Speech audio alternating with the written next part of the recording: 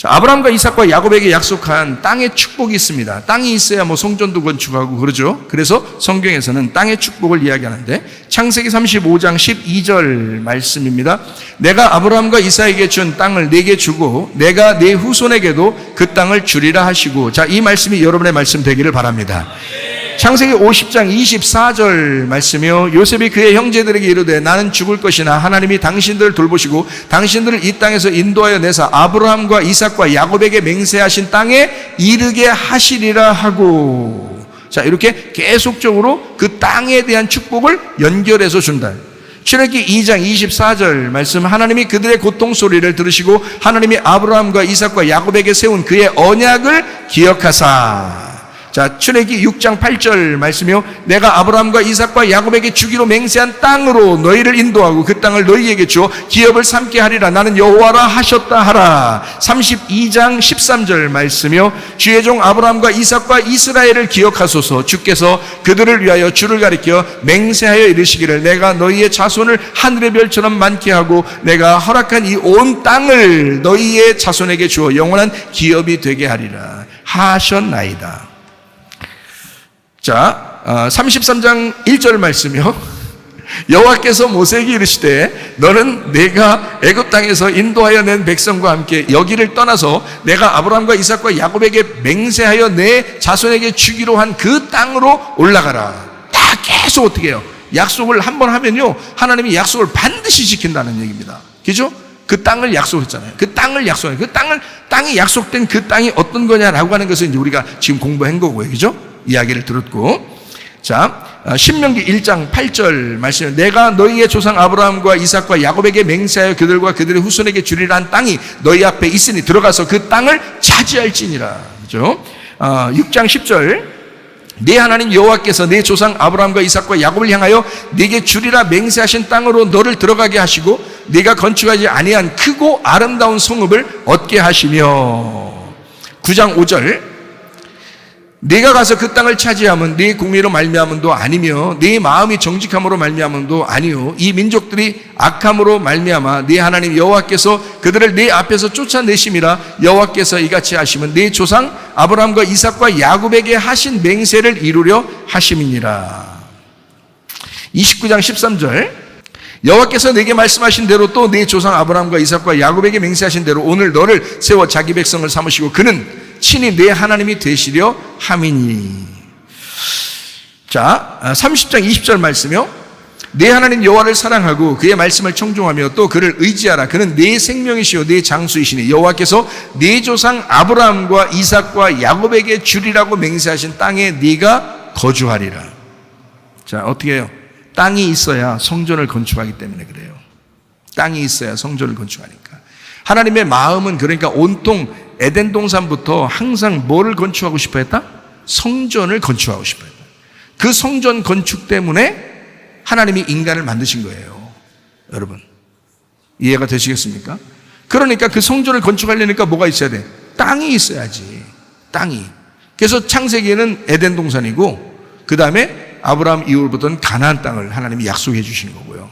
예루살렘도 이제 그 성전 건축한 땅이고요. 그 다음에 예수님이 오셔서 우리의 땅이 되시고, 그래서 그 땅을 차지해야 돼. 우리가 예수님을 차지하셔야 돼. 어떻게 차지해야 돼? 예수님이라는 땅이 말씀이야. 가나안 땅도 막 가서 점령하고 차지하라겠죠? 그 말씀이야. 그게 성경이야. 그게 말씀, 성경. 그거를 섭렵하라는 거예요. 정복하라는 거예요. 그게 예수 그리스도를 우리가 차지하라는 거예요. 자, 그 성전, 지금은 어떻게 해요? 너희의 마음을, 네 마음 안에 계신 하나님을 네가 차지해야 된다. 네, 그 말입니다. 내 마음의 성전, 내 마음 안에 믿음을 하나님이 주시고 그 안에 아들의 성전을 건축하신다 하는 것입니다. 자, 성경을 우리가 이제 보면서 보면은 창세기에 보면 이제 선악과 먹게 되는 그런 이야기가 나오죠. 창세기 3장에 선악과 먹게 되는 이야기가 나오는데, 인간을 창조했을 때 자, 옷을 다 벗고 있었어요? 안 벗고 있었어요? 예? 옷 벗고 있었죠? 자, 예나 지금이나 옷 벗고 있는 건 어린애예요? 어른이에요? 예? 옷 벗고 있는 건 어른이에요, 어린애예요? 어린아이예요. 어린아이니까 옷을 벗고 있는 거예요. 옷을 벗고 있으면, 자, 에덴 동산에는 아담과 하와가 옷 벗고 있었어요? 옷 입고 있었어요? 옷 벗고 있었죠. 옷 벗고 있으니까 어린아이죠? 어린아이니까 하나님 아버지가 잘 돌봐줘야 돼, 안 돌봐줘야 돼요? 아무것도 안 해도 돌봐준 거예요. 그래서 아무것도 안 해도 돌봐준 거예요. 어린애니까. 자, 태어날 때부터 어른 된 게 아니고, 어른 뽑아낸 게 아니고, 어린애인 거야. 그러니까, 그럼 목사님, 아기를 만드셨다는 것입니까? 그 따지지 마세요. 어른이어도 아기 같은 게 있잖아요. 예? 하나님이 보실 때 어린아이인 거야. 그러니까 성경을 쓸 때는, 처음부터 이렇게 쭉 성경을 쓸 때는요, 처음엔 어린아이를 만들어 놓은 거예요. 그 다음에 점점점 크게 만드는 거예요, 이렇게. 지금 진짜 성경을 설명하려고 그러는 거지. 진짜 에덴 동산에 아기를 만들어 놨다, 또는 어른을 만들어 놨다, 그 얘기를 하려고 한 거예요, 제가? 포인트를 잘 잡아야지. 그렇죠? 어린 아이라고 하는 것은 옷을 벗었다는 얘기고, 거기에 옷 벗은 아담과 하와를 만들었다는 얘기는 어린 아이이기 때문에 일방적인 돌봄이 필요하다는 것입니다. 그러면 하나님이 알아서 다 해주셔요. 쫓아다니면서 다 해주십니다. 근데 그렇게 하면 만족한가요? 아니에요. 커나가야 되거든요. 그래서 선악과를 먹는 것을 가만둔 겁니다. 선악과를 먹을 때 여러분 같으면 어떻게 돼요? 안 돼! 그 말 했을까 안 했을까? 여러분 틀림없어요. 여러분 아마 자식들이 선악과 먹는 걸 봤으면 말이에요, 하나님은 다 보고 있었어, 안 보고 있었어요? 다 보고 있지. 그걸 에덴 동산의 하나님인데, 하나님이 지금 하나님 자신인데, 그게 지금 다 보고 있어요. 아담과 하와가 그 먹는지 안 먹는지 다 보고 있다고, 이렇게 다 알고 있다고. 같이 있는 거예요, 그게. 그런데 그거 먹으려고 할 때, 여러분 자식 같으면, 여러분 아들이고 여러분 딸이 있는데 그거 먹으려고 해봐. 선악과를 지금 먹으려고 해봐. 여러분 같으면 어떻게 돼? 가서 그냥 후려 세리소리도 안 먹게 하지. 그렇지 않겠어요? 어디서 나타났는지, 슈퍼맨처럼 그냥 나타나가지고 휙 어디서 나타났는지 말이야. 갑자기 해서 막 후닥닥 먹으면 안 돼! 막 후드러 패고 막 이렇게 해서라도 안 먹게 하겠죠. 왜냐면 그 나중에 어떻게 될 건지 아니까. 그죠? 그런데요, 그러니까 그거 먹고서 다 유모양 육골 됐다, 이렇게 생각하니까 그런 거예요, 여러분이. 그런데 어린 아기처럼 만드신 하나님이 선악과를 이 아이들이 먹어야 선과 악을 아는 지식을 알게 된단 말이에요. 선과 악을 아는 지식. 자, 이 선악과 안 먹었으면 그 선과 악을 모른다니까요. 애기니까. 그냥 애기야. 근데 애기는 애기대로 그냥 태어나면 그대로 보기 좋아요. 아니면 보기 좋죠. 근데 점점 애가 자라날 때, 자라나는 목적을 가지고 아이를 탄생시킨 거거든요. 하나님이 인간을 창조했을 때는 선악과 먹는 것을 기다렸던 겁니다. 물론 이제 또 이렇게 얘기하면 또 뭘 기다려요, 또 그거 먹는 거를 또 먹기를 바라신 겁니까? 어쨌든 얘기해도 어쨌든 먹었기 때문에 얘기하는 거 아니에요, 제가 지금. 어쨌든 성경적으로 선악과를 먹었으니까 얘기하는 거 아니에요. 만약에 먹지 못하게 할 것 같으면 벌써 못 먹겠지. 그렇잖아요. 근데 이미 먹은 걸 어떡하냐고. 하나님이 그냥 먹는 거 가만히 뒀으니까 먹은 거지, 그걸. 자유의지가 있으니까 또 먹은 거 아닙니까? 그래요. 자유의지로 먹은겨. 자유의지로 먹었는데 그것도 막을 수가 있어, 하나님이. 강권적으로. 근데 안 막으셨다, 이 말이에요. 먹었어요. 선악과를 먹은 것은 먹고 난 다음에 자기 스스로 옷을 해 입었네요. 의류가 거기서부터 발달한 겁니다. 인간이 스스로 의류를 만들어서 거기서부터, 그러니까 태초에 직업이 생긴 거야. 의류 장사가 거기서 생긴 거야. 이게 무화과 나뭇잎으로 다 해서 입잖아요. 그게 그 전에는 옷 입었다는 얘기가 없잖아요. 그런데 선악과 먹고 난 다음에 자기가 만들어 입죠. 만들어 입는데 자기가 입는 옷이잖아요. 자기가 만든 옷이고 자기가 입는 옷이야. 자, 그러니까 선악과를 먹고 옷을 입는다는 얘기는 그 전에 어떻다는 거예요? 옷을 벗었는 게 부끄러웠었다는 얘기예요, 스스로. 그죠? 그러니까 부끄럽다고 누가 얘기했어요? 아무도 얘기하지 않았어요. 옷 벗은 거를 부끄럽다고 얘기를 안 했었다고요. 그래서 하나님이 뭐라고 물어보냐면, 야, 혹시 선악과 먹었니? 이렇게 물어본 거예요. 너 혹시 선악과 먹은 거야? 그 말은 다시 말하면 어떤 얘기냐면, 야, 이제 알았니? 너 혹시?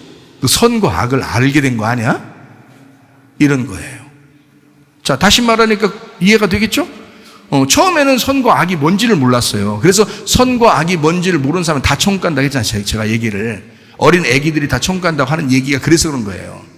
선과 악을 구분할 줄 알아야 천국도 가고 지옥도 가는 걸 구분할 수 있는데 그 전에는 구분이 안 된단 말이에요. 그래서 어린 애기들은 구분을 못해. 그래서 그 아이들이 천국 간다고 얘기한 거고, 선악과 먹기 전에 인간들은 에덴 동산 안에서 선악과를 먹지 않았기 때문에 그냥 어린아이 같은 거고, 그게 하나님 아버지의 자녀들이고, 그게 천국이라고요, 거기가. 근데 선악과를 먹는 순간 자기가 옷을 해 입는 거야. 왜? 부끄럽게 여기는. 다시 말하면 죄가 뭔지를 알게 된 거예요. 죄가.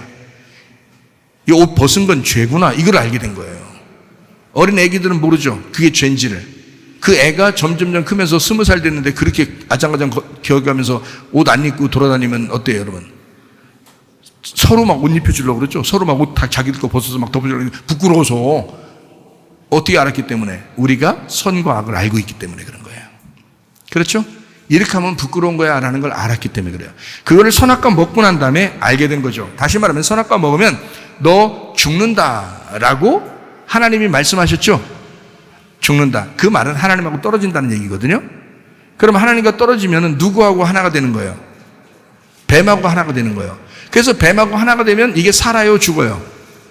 살아요. 그래서 이 땅에서는 뱀하고 하나가 돼야 살아요. 이 땅에서는. 그 뱀이 선악을 알려주는 거거든요. 그 뱀이. 선악을 알려주는 뱀을 만나서 여기서는 살아가는데 하나님이 보실 땐 죽은 거란 말이야. 무슨 말인지 알겠죠? 그래서 성경이 거꾸로 되어 있다는 거야. 성경이 그 다음부터 선악과 이후로부터 거꾸로 돼 있어요. 그래서 그냥 여러분이 스스로 읽을 땐 이해가 안 되는 거야. 누군가가 하나님으로부터 지혜를 받아서 이걸 설명해 주지 않으면 이해가 안 되게 돼 있어요. 그렇게 막아놓은 거예요. 그래서 하나님은 목사라는 사람도 두는 거고요. 교회에서 지도자를 주는 거예요. 일부러 하나님이.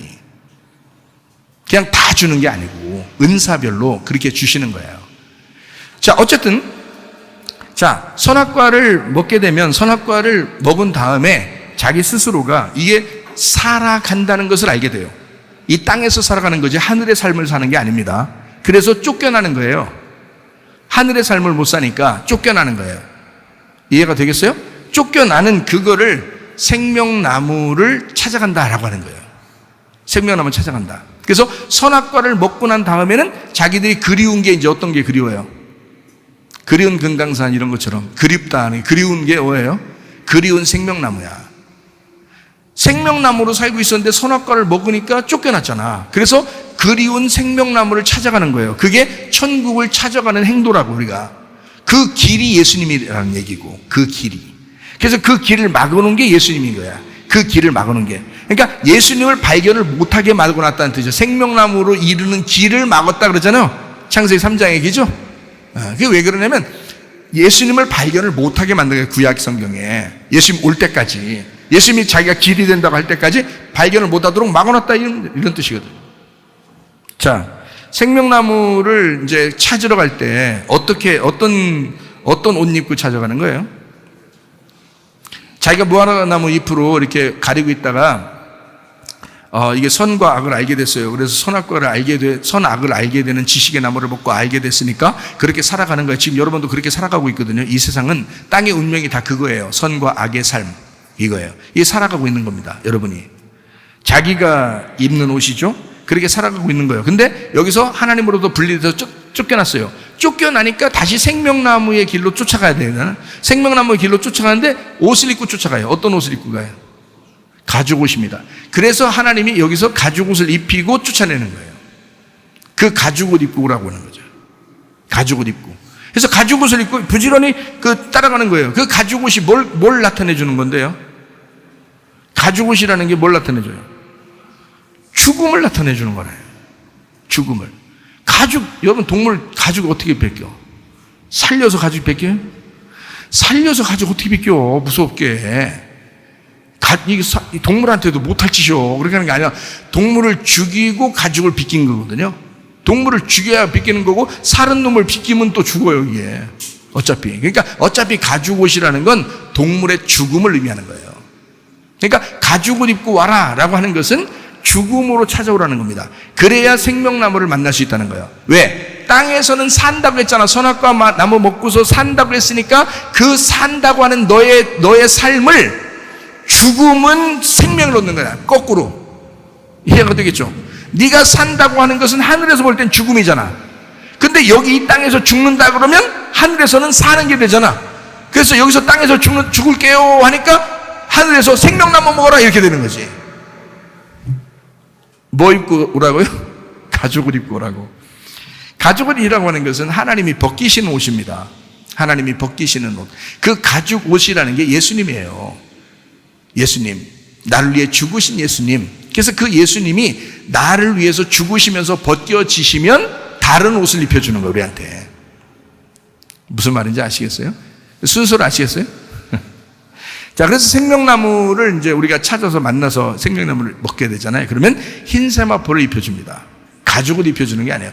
요한계시록에 가면은 다 흰 세마포 입게 돼 있어요. 빛의 갑옷을 입게 돼 있고요. 부활의 옷을 입게 돼 있고, 신부가 입는 흰 세마포를 입게 돼 있다. 그러면 이거를 이제 하나님과의 교제, 예배라 그러는 것입니다. 하나님과의 만남이다. 그래서 흰 색깔로 만나라는 겁니다. 그래서 제가 여러분에게 흰 색깔 자주 강조하죠? 흰 색깔. 어떤 흰 색깔을 왜 강조해요? 흰 색깔이 뭐기 때문에? 진리니까. 그 진리를 자꾸 강조해 주는 거예요. 네, 진리의 예배. 그래서 생명나무를 여러분 먹으려면요, 이제 이렇게 하면 먹을 수 있습니다. 마태복음 11장 11절 12절 말씀이에요. 내가 진실로 너희에게 말하노니 여자가 낳은 자 중에 침례 요한보다 큰 이가 일어남이 없도다. 그러나 천국에서는 극히 작은 자라도 그보다 크니라. 침례 요한의 때부터 지금까지 천국은 침노를 당하나니 침노하는 자는 빼앗느니라. 이렇게 되어 있습니다. 그러니까 자, 침례 요한보다 예전에 큰 자가 없었는데 침례 요한 이후에 있는 사람은 천국에서는 침례 요한보다 다 크다. 어린아이도. 그럼 여기서 말하는 천국은 뭐예요? 11절에 말하는 그 천국은, 예? 여기서 천국에서는 극히 작은 자라도 그보다 크니라 할 때 그 천국은 뭘 말하는 거냐고. 예수님을 말하는 거예요. 침례 요한 때까지의 삶은 율법의 삶이야. 선악과의 삶이라고요. 선악과의 삶에서는 침례 요한만큼 훌륭한 사람이 없어. 왜? 모든 율법의 사람들 중에, 선지자 중에, 모든 제사장 중에 예수님을 직접 만난 사람은 이 사람밖에 없으니까. 무슨 말인지 알겠어요? 예수님을 직접 만났죠? 예수님을 직접 침례를 주었어요, 자기가. 이런 사람은 없었죠, 구약에서. 그러니까 이 사람이 가장 큰 사람이야. 천국을 만났으니까. 천국이라는 예수님을 만났으니까 이 사람만큼 큰 사람은 없어. 침례 요한까지는.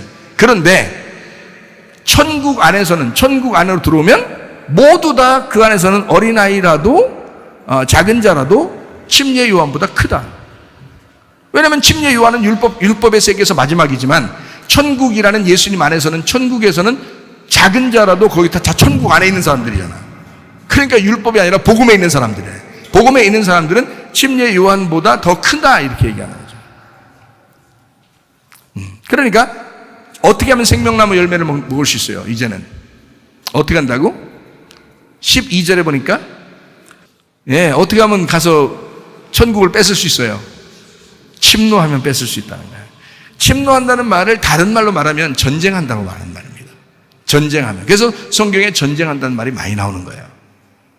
자, 어떻게 전쟁하면 어떻게 해야 돼? 누구랑 전쟁해야 돼? 어디 가서 또 막 쥐어 패고 싸우고 이러려고 그래? 아니죠. 누구랑 전쟁하라는 거예요? 나하고 전쟁하라는 거예요. 자기 마음의 밭에. 마음의 밭. 어서 예수님 만나려고요. 어서 천국 만나려고. 자기 마음의 밭에서 만나야 되거든요. 여기에서. 마음의 밭에서 예수님 만나야 되잖아요. 그러니까 여기 안으로 침노에 들어가야 되는 거야. 그러려니까 나를 찢어야지. 나를 찢어야 내 속에 침노에 들어가지. 그래서 그거를 침노하는 거. 자, 봐요. 에덴 동산이 있었어요. 그 다음에 가나안 땅이 있어요. 그 다음에 예루살렘의 성전이 있어요. 그 예루살렘 성전이 누구라겠어요? 예수님이라겠어요. 그리고 예수님이 이제 있는데 그 예수님이 우리 마음의 성전을 만든다겠어요. 그죠? 그럼 이게 다 뭐 얘기? 땅에 대한 이야기잖아. 그러면 내 마음을 찢는 건 누구를 찢는 거야? 예수님을 찢는 거고, 내 마음을 찢는 건 땅을 찢는 거야. 이해가 되겠어요? 이 땅이 있어야 성전을 지쳐 이 속에다가. 무슨 말인지 알겠어요? 지금 여러분의 마음이 얼마나 마음하고의 전쟁에서 승리해야 되는지 아시겠습니까? 이게 침노라는 거라고요. 이게 침노. 침략해 들어가야 된다고. 이게 전쟁해야 된다고요, 이걸. 자, 다른 말로 말하면 이 침노한다, 전쟁에 들어간다 라는 말을 다른 말로 말하면 선택해라 그 말이에요. 생명을 선택해야 된다. 네 마음으로 생명을 선택해야 된다. 이게 전쟁이라고요. 이게 침노하는 거라고. 마음을 선택해야 된다. 너 생명을 선택해야 돼. 그 마음의 성전을 지키기 위한 목적을 가지고 선택해야 돼. 다른 말로 말하면 믿음을 믿게 돼야 돼. 믿음이라는 예수님 있잖아. 그거를 네가 믿어야 돼. 이 말입니다. 그게 선택이고 침노라는 거예요. 그거를. 그렇게 해서 천국 가는 것입니다. 선악과로 파괴되었던 내 마음의 땅을 회복시키러 예수님이 오셔서 장례를 치르셨어요. 그리고 그 마리아가 장례위원으로 일하신 겁니다. 이해가 되시겠어요? 그거를 가룟 유다가 옆에서 희한한 얘기를 한 거야, 이렇게. 야, 이거 가지고 좀 어려운 사람 도와주면서 좀 하면 어떻겠냐라고 하면서 그런 얘기를 한 거예요. 근데 사실은 하나님의 그 원함이라는 게 무엇인지 마리아는 알고 있었던 거죠. 가룟 유다는 그걸 몰랐던 거죠. 자, 하나님의 원함이라고 하는 건 창조의 질서의 회복입니다. 에덴의 회복이고 가나안 땅의 회복이고 성전의 회복입니다. 그게 교회의 회복을 말하고 우리 마음의 회복을 말합니다. 부활 생명이라는 성령의 교회를 누리는 것을 의미합니다. 그래서 교회에서 정말 이 교회라고 하는 게 우리 교회가 정말 즐거운 곳이구나, 이 교회가 정말 천국 같구나 라고 하는 것을 깨닫고 사는 사람은 벌써 천국을 깨닫는 거예요. 그 사람은 그 마음의 성전이 세워지는 것입니다. 죽음을 통한 그 교회 건축, Build the New Church, 다윗이 디자인하고 솔로몬이 건축한 그 마음의 성전, 그것이 여러분과 저 속에 있어야 합니다. 요한복음 2장 19절부터 21절에 예수님은 성전 파괴를 선포하고요, 고린도전서 3장 16, 17절에는 새 성전이 너희와 함께 세워질 것이다. 고린도전서 6장 19절 20절에 값으로 너희를 샀다라고 그렇게 이야기했습니다. 자, 학개서 1장 8절을 우리가 봐야 되겠죠. 너희는 산에 올라가서 나무를 가져다가 성전을 건축하라. 그리하면 내가 그것으로 말미암아 기뻐하고 또 영광을 얻으리라 여호와가 말하였느니라. 자, 뭘로 지으래요? 성전을 나무로 지으래요. 왜 나무로 지으라고 했을까요?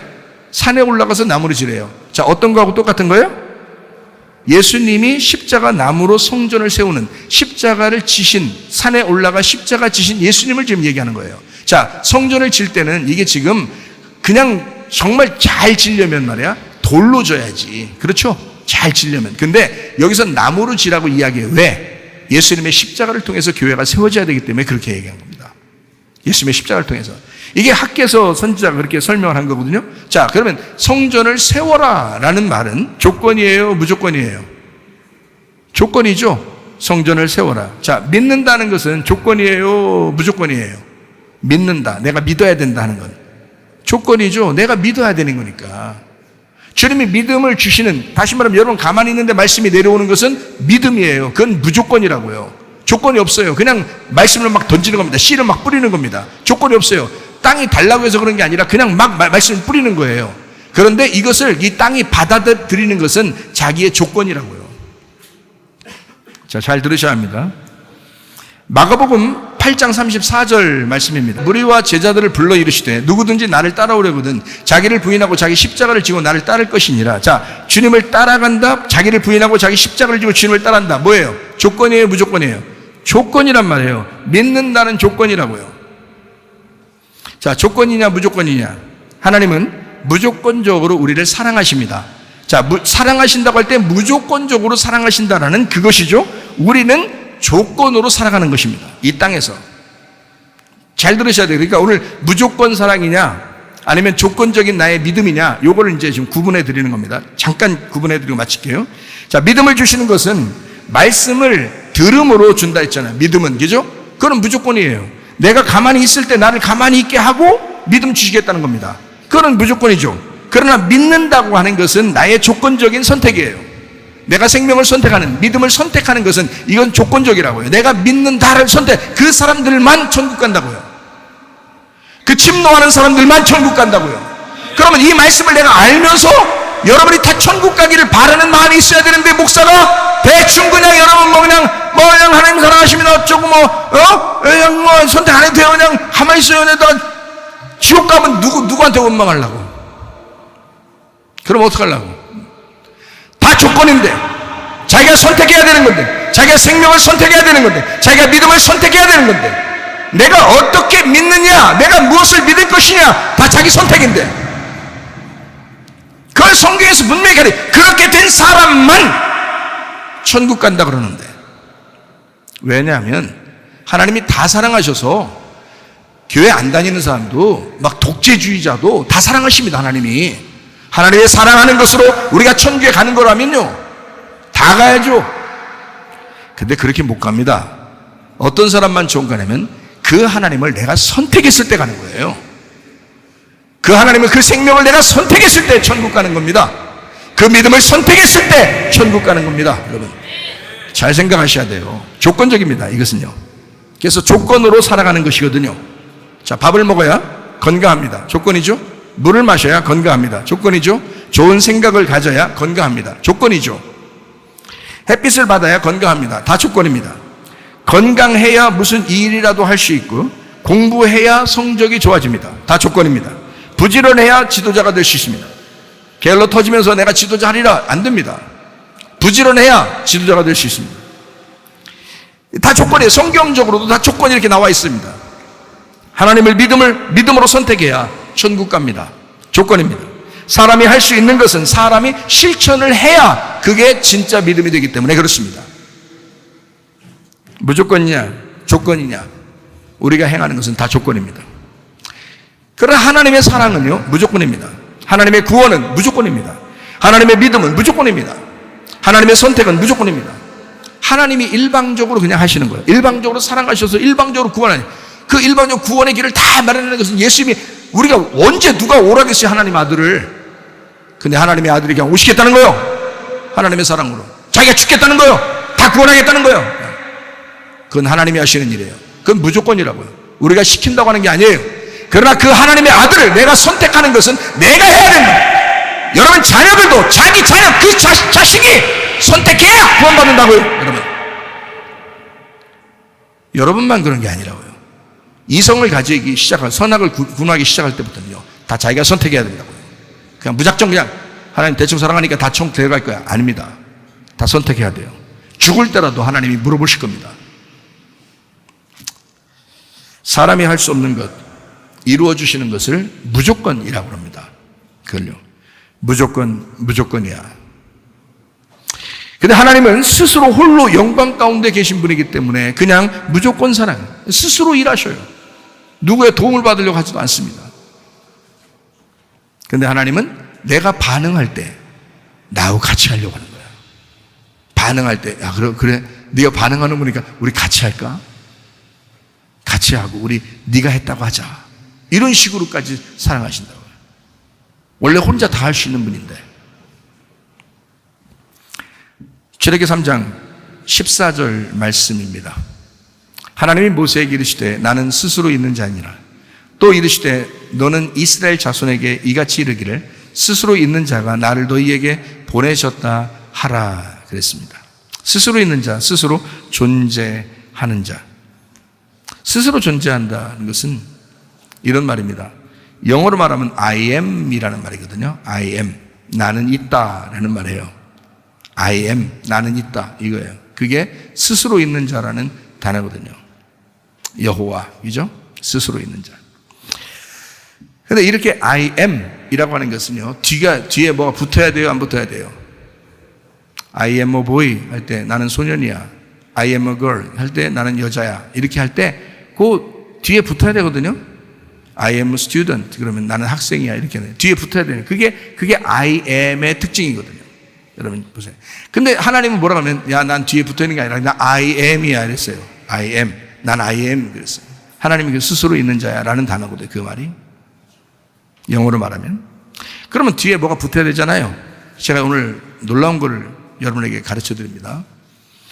자, 생각해 보세요. 하나님이 I am, 나는 그게 스스로 있는 자야 라고 하나님이 말했을 때는 뒤에 누구를 붙여놓고 싶어서 그런 거예요. 누구를 뒤에다 붙여놓고 싶어서. 그게 여러분과 저입니다. 나는 너야. 나는 너하고 같이 있어야 돼. 이 말이에요. 그래서 그냥 스스로 있는 거야. 나는 존재야. 근데 너하고 같이. 이 말이야. 자, 그래서 성경을 볼 때 우리는 그냥 뭐 성경을 보면서 아담이 있었구나, 노아가 있었구나, 아브라함이 있었구나, 믿음 대단했는가 봐. 그게 아니고 그 아담을 통해서 하나님을 소개하는 거예요. 노아를 통해서 하나님을 소개하는 거야. 자기를. 아브라함을 통해서 하나님을 소개하는 거예요. 이삭과 야곱을 통해서 하나님을 소개하고요.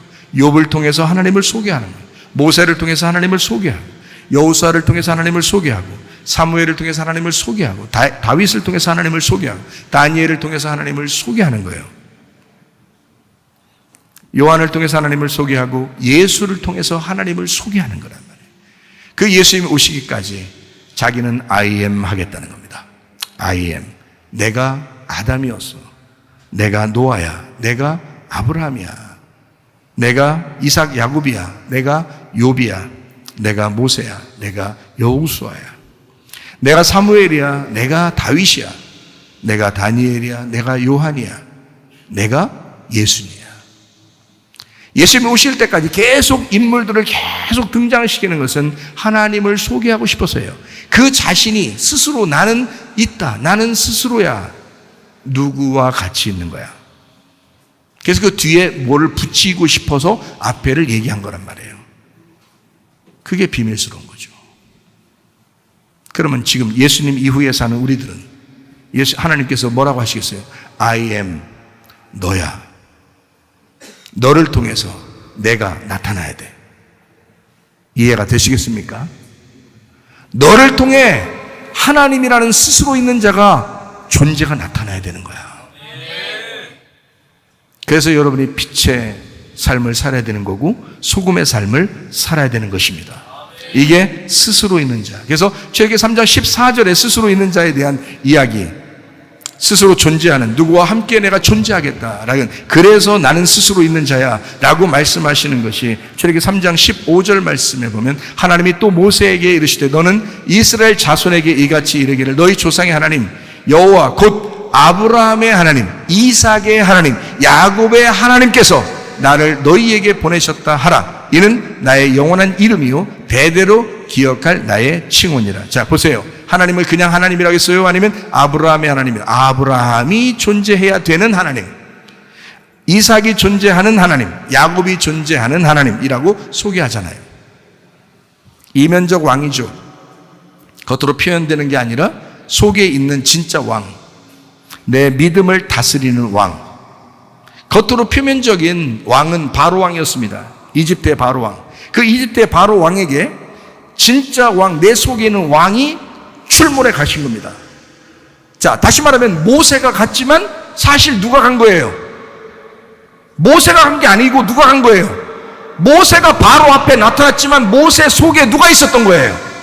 하나님이 모세로 간 거잖아. 이해가 되시겠습니까? 하나님이 지금 모세로 간 거잖아요. 그러니까 바로가 용감한 거예요? 모세가 용감한 거예요? 바로가 엄청 용감한 거야. 이게 만용을 부리는 거야. 지금 하나님이 오셨는데 대적하려고 한 거 아니야, 모세를. 지금 모세가 간 게 아니야. 하나님이 가신 거지. 이해가 되시겠어요? 하나님은 스스로 그냥 계신 분이니까, 원래 스스로 영광 가운데 계신 분이니까, 스스로 존재하시는 분이니까 하나님은 홀로 영광 받으신 하나님이야. 근데 누구랑 같이 일한단 말이야. 그게 성경의 인물들이에요. 바로 여러분과 저도 이 시대에 하나님의 인물들입니다. 바로는 우리의 표면적인 왕이고 내 몸을 다스릴지는 몰라도 내 마음까지 다스릴 수는 없습니다. 이 세상의 왕들, 이 세상의 대통령들도 우리의 마음까지 다스릴 수는 없습니다. 우리의 마음을 다스리는 분이 계신데 이면적 왕이 되시는, 스스로 존재하시는 하나님, 그분이 우리의 왕이에요. 누가 여러분의 왕이십니까? 누가 진짜 여러분의 왕이냐? 예수 그리스도가 우리의 왕이십니다. 마태복음 6장 33절 34절의 말씀이요, 그런즉 너희는 먼저 그의 나라와 그의 의를 구하라. 그리하면 이 모든 것을 너희에게 더하시리라. 그러므로 내일 일을 위하여 염려하지 마라. 내일 일은 내일이 염려할 것이요 한날의 괴로움은 그날로 족하니라. 먼저 그 나라와 그의 일을 구하라. 누가 우리의 왕이냐 하는 말입니다. 이 말이 누가 우리의 왕이냐, 너의 진짜 왕이 누구냐? 조건이죠. 먼저 그 나라와 그의 의를 구하라. 너 누가 왕이냐를 한번 선택해봐라. 누가 왕이냐, 너의 진짜 왕이 누구냐를 네가 나타내라. 그거 선택하라. 나의 믿음의 선택으로 하나님의 무조건 사랑을 완성하는 것입니다. 나의 믿음의 선택으로. 자, 마태복음 5장 20절 말씀 한번 보겠어요. 내가 너희에게 이르노니 너희 의가 서기관과 바리새인보다 더 낫지 못하면 결코 천국에 들어가지 못하리라. 서기관들하고 바리새인들 의보다 더 나은 게 뭐예요? 더 나은 의가 뭐겠어요? 예수님이십니다. 서기관과 바리새인보다 나은 의는 이 세상에 없어요, 여러분.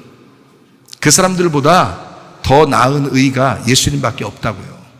그래서 여러분과 저는 예수님 붙들고 천국 가는 거예요. 우리가 먼저 그 나라와 그 일을 구해야 될 이유가 거기에 있는 겁니다.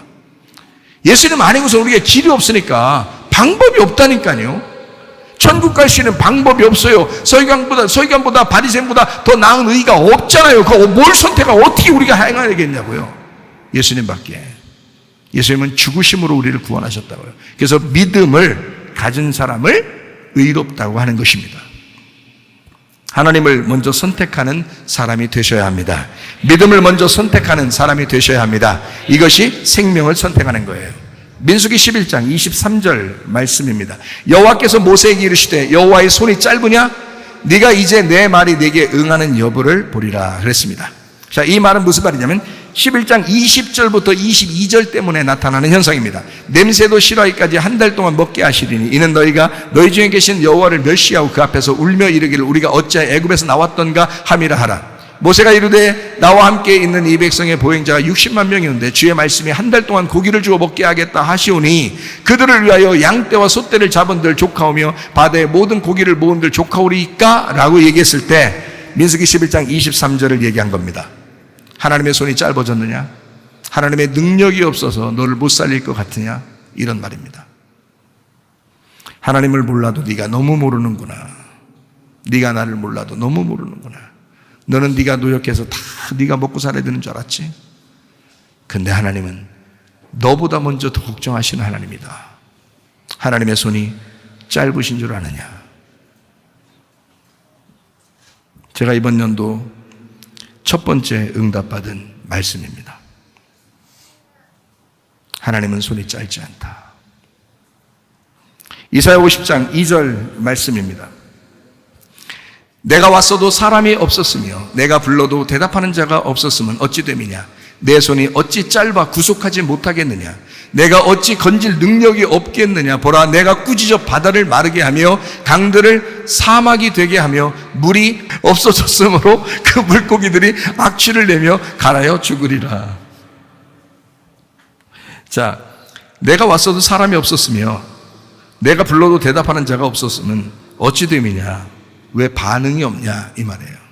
왜 반응이 없냐? 내 손이 짧아 구속하지 못하겠느냐? 내가 어찌 건질 능력이 없느냐?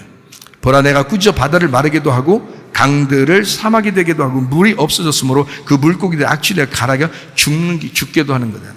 그게 하나님이시잖아. 너희들 내가 누군지 몰라? 이 말이에요. 너희들 내가 누군지 몰라? 50장 1절입니다.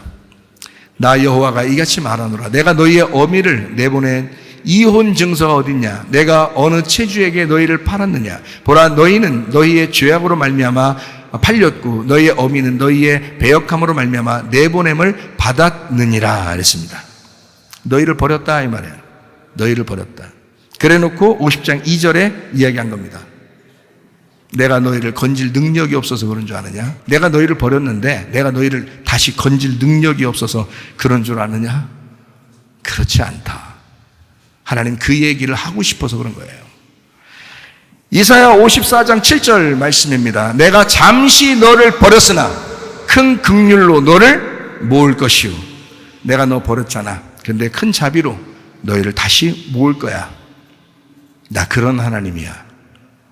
내가 누군지 그렇게도 몰라. 하나님 아버지의 마음을 그렇게도 몰라. 이런 얘기입니다. 이사야 59장 1절 말씀입니다. 여호와의 손이 짧아 구원하지 못하심도 아니요 귀가 둔하여 듣지 못하심도 아니라. 이게 뭐 때문에 있는 거냐면 59장 2절과 3절 때문에 있는 겁니다. 너희 죄악들이 넘쳐나고 너희 손에 피가 가득해서 입에 거짓과 사악함이 있도다. 이것 때문에 너희들 있는 거야. 이사야 59장 1절 다시 한번 보면 이런 말씀입니다. 여호와의 손이 짧아 구원하지 못하심도 아니요 귀가 둔하여 듣지 못하심도 아니다. 너희의 죄악 때문에 그런 거야. 하나님은 능력이 많으신 하나님이십니다. 반드시 여러분을 좋은 길로 인도하실 줄로 믿습니다. 요한복음 12장을 다시 한번 보고 마치도록 하겠습니다. 요한복음 12장 1절 말씀입니다. 유월절 엿새 전에 예수께서 베다니에 이르시니 이곳은 예수께서 죽은 자 가운데 살리신 나사로가 있는 곳이라. 벌써 죽은 자를 살렸다잖아요. 사람이 할 수 없는 것들을 우리 주님은 하셨단 말입니다. 그런 하나님이시다라는 얘기죠. 베다니, 대취하자의 집이라는 단어입니다. 베다니라는 단어가요. 이게 고난의 집이에요. 고난의 집. 요한복음 5장에 보면 베데스다가 있죠. 그 베데스다가 자비의 집이잖아요. 자비의 집. 베델이라는 것은 하나님의 집이라는 얘기고요. 이게 베다니라고 하는 것은 대취하자의 집입니다. 이게 고난의 집이에요. 자, 요한복음 12장 2절 말씀이요. 거기서 예수를 위하여 잔치할세 마르다는 일을 하고 나사로는 예수와 함께 앉은 자 중에 있더라. 여기 이게 지금 어느 잔치냐면요. 저녁 식사, 교회 생활을 의미하는 겁니다. 자, 시중을 들고 있다. 봉사하고 있다는 얘기예요. 자, 앉아있는 사람 중에 있다라고 하는 거. 이게 지금 간증하고 있다는 얘기입니다. 자, 죽었다 살아났잖아요. 나사로가. 그래서 간증하고 있는 겁니다. 같이 앉은 자들 중에 있다. 이렇게 간증하고 있습니다. 자, 요한복음 12장 3절 말씀입니다. 마르는 지극히 비싼 향유 곧 순전한 나드 한 근을 가져다가 예수의 발에 붓고 자기 머리털로 그의 발을 닦으니 향유 냄새가 집에 가득하더라. 여러분 아시죠? 가장 비싼 향유 순전한 나드 한 근. 이게 뭔지 아시겠죠? 자, 믿음으로 드렸던 그런 가장 비싼 자기의 가장 소중한 것을 의미합니다. 생명보험과 같은 거죠. 자, 이것이 머리카락으로 이제 닦았다. 발을 닦았다. 이렇게 이야기했습니다. 자, 머리카락으로 발을 이렇게 닦았으면 어떻게 될까요? 머리카락으로 발을 닦으면, 자, 발에도 향기가 나지만 어디에도 향기가 날까요? 자기 머리카락도 향기가 나죠. 그러니까 향기가 발에만 나는 게 아니라 머리카락으로 닦았더니 자기 머리카락도 향기가 나더라는 거지. 무슨 말인지 알겠죠? 머리에도 향기가 나도록 되었다. 헌신과 사랑이라고 하는 축복입니다. 자, 어떻게 헌신과 사랑을 할 수가 있었죠? 이 여자가? 자기가 헌신과 사랑을 할수록 자기에게 향기가 나타납니다. 머리카락으로 닦으면 닦을수록 자기 머리카락도 향기가 나듯이 그렇게 헌신과 봉사하면요, 여러분, 그렇게 되면 여러분 자신들도 기쁨이 있고 행복이 있습니다. 그렇겠죠? 근데 어떻게 이 여자가 이런 행동을 할 수 있었을까요? 어떻게? 가만히 그냥 생각해 보니까, 나 한번 저렇게 해봐야 되겠다. 이런 생각이 갑자기 들어왔을까요? 어땠을까요? 누가복음 10장 39절의 말씀에 나와 있습니다. 그에게 마리아라 하는 동생이 있어 주의 발치에 앉아 그의 말씀을 듣더니. 이 마리아라는 여자는요, 그 마르다라는 언니는 음식을 자꾸 만드는 여자였어요. 그래서 음식 잘 만들어서 이제 대접하려고 했었는데 마리아는 말씀을 가만히 듣고 있는 여자였어요. 말씀을 가만히 듣고 있었더니 예수님이 어떻게? 장례를 치러야 되겠더라. 그래서 예수님의 장례를 위해서 자기가 준비위원이 돼야 되겠다는 거예요. 그래서 예수님 장례를 준비해 줘야 되겠구나라고 말씀을 듣고 깨달은 것입니다. 이 여자가요. 놀라운 일을 해내게 된 거죠. 뭐 했더니? 말씀 들었더니. 말씀 듣고 있다가 하나님의 놀라운 일, 하나님의 아들의 장례를 준비하는 놀라운 일을 하게 되었다. 요한복음 12장 5절 말씀입니다. 이 향유를 어찌하여 300데나리온에 팔아 가난한 자들에게 주지 아니하였느냐라고 했습니다. 1년치 생활비입니다. 12장 6절 말씀이요. 이렇게 말하면 가난한 자들을 생각함이 아니요 그는 도둑이라 돈꾀를 맞고 거기 넣는 것을 훔쳐가미러라. 요한복음을 한번 찾아보면 이런 말씀입니다. 가룟유다에 대한 이야기가 나오는데 가룟유다가 참 나쁘니까 우리가 왜 나쁜지를 한번 보겠어요. 6장 70절 71절 한번 봅니다. 예수께서 대답하시되 내가 너희 12를 택하지 아니하였느냐. 그러나 너희 중에 한 사람은 마귀다. 이 말씀은 가롯 시몬의 아들 유다를 가리킴심이라. 그는 12 중에 하나로 예수를 팔자로라 이미 정해져 있다는 겁니다. 자, 8장 44절. 너희는 너희 아비 마귀에게서 났으니 너희 아비의 욕심대로 너희로 행하고자 하느니라. 뭔가 행하는 걸 얘기하는 거예요. 근데 그는 처음부터 살인한 자여 진리가 그 속에 없으므로 진리에 서지 못하고 거짓을 말할 때마다 제 것으로 말하는 이는 그가 거짓말장이요 거짓의 아비가 돼. 마귀는 항상 뭔가 행함으로 나타내려고 한단 말이에요. 여러분, 믿음이 먼저입니다. 말씀의 믿음이 먼저입니다. 13장 27절 말씀이요. 조각을 받은 후 곧 사단이 그 속에 들어간지라. 이에 예수께서 유다에게 이르시되 내가 하는 일을 속히 하라. 여러분, 마귀는요 순식간에 들어갑니다. 여러분 속에 순식간에. 사탄은 조심하셔야 돼요. 여러분이 마귀에 쓰임받느냐 하나님에게 쓰임받느냐는 여러분의 선택에 달려있는 거예요. 가룟 유다가 이런 이야기를 만약에 예수님한테 들었을 때 나 안 해요, 나 그렇게 안 할 거예요, 난 절대 예수님 안 팝니다 하면 안 파는 거예요. 근데 팔더라고요. 이건 자기 선택입니다. 여러분도 가룟 유다가 예수님 그렇게 따라다니는 사람이에요. 너무나 믿음직스러워서 돈꾀를 다 맡겼던 사람입니다, 이 사람이. 근데 이런 짓을 하고 있다 이 말이에요. 여러분, 사람이라는 건요 언제 넘어질지 몰라요. 그래서 항상 뒤를 바라보면 안 돼. 서 있으면 넘어질까 조심하라. 앞으로 계속 전진해 나가셔야 합니다. 그래야 안 넘어지는 거예요. 17장 12절 말씀이요. 예수님 마지막 기도입니다. 내가 그들과 함께 있을 때에 내게 주신 아버지의 이름으로 그들을 보존하고 지켰나이다. 그 중에 하나도 멸망하지 않고 다만 멸망의 자식뿐이 오니 이는 성경을 응하게 함이니이다. 왜 이왕이면 한 명도 멸망하지 않을 건데요 라는 거기에 포함돼야지. 이놈은 꼭 멸망할 것 같은데요, 꼭 교만해서 고집부려서 지 욕심 차리다가 멸망할 것 같은데요 라는 거기에 해당되는 사람이 되겠냐 이거야. 안 되죠. 그렇게 하면 안 되죠. 여러분, 주님의 제자로서 멸망당하지 않을 사람에 속하셔야 합니다. 여러분, 우리 교회에 있는 사람들은요. 자, 요한복음 12장 8절 말씀입니다. 가난한 자들은 항상 너희와 함께 있거니와 나는 항상 있지 아니하니라. 복음의 향기는 예수님에게만 있다라는 것을 강조해 주기 위해서 말씀하는 것입니다. 마리아는 믿음을 선택했습니다. 자기의 것을 허비하고 예수님을 얻었습니다. 여러분은 무엇을 허비하고 예수님을 얻을 것입니까? 신랑의 질문, 신랑의 어떤 질문, 신랑의 그 권리, 예수님께서도 물어보고 싶을 거 아니에요, 여러분한테. 정말 예수 신랑을 원하는가? 너는 다른 거 다 잃어버려도 나만 있으면 되냐? 라고 물어볼 거 아니겠습니까? 예수님만 있으면 되는가? 라고 물어보고 싶을 거라고요. 그게 신랑의 권리예요. 모든 신랑들은 그렇게 물어보고 싶을 거 아니에요, 신부한테. 예수님도 우리한테 물어보고 싶을 거라고요. 너 나만 있으면 되니? 다른 거 아무것도 안 돼도 나만 있으면 정말 되는 거야? 너 정말 나를 사랑해? 주님은 내 마음의 땅을 죽음으로 값주고 사셨습니다. 고린도전서 6장 19절 20절에 말씀하고 있죠. 값으로 너희를 샀다라고 20절에 말씀하는 겁니다. 그리고 새로운 교회를 그 마음의 밭에 건축하셔서 우리를 새로운 교회로 만드십니다. Build the new church.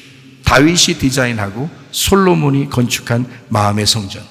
내 마음의 성전에 주님이 주인 되도록 하셔야 합니다. 우리 하나님 아버지 사랑과 은혜를 감사를 드립니다. 하나님, 진실로 내 속에서 가장 값비싼 것을 주님과 바꾸게 하시고 오직 주 예수 그리스도 한 분만으로 만족하며 살다가 주님 만나게 도와주시옵소서. 예수 그리스도 존귀하신 이름 받들어 기도 올리옵나이다. 아멘.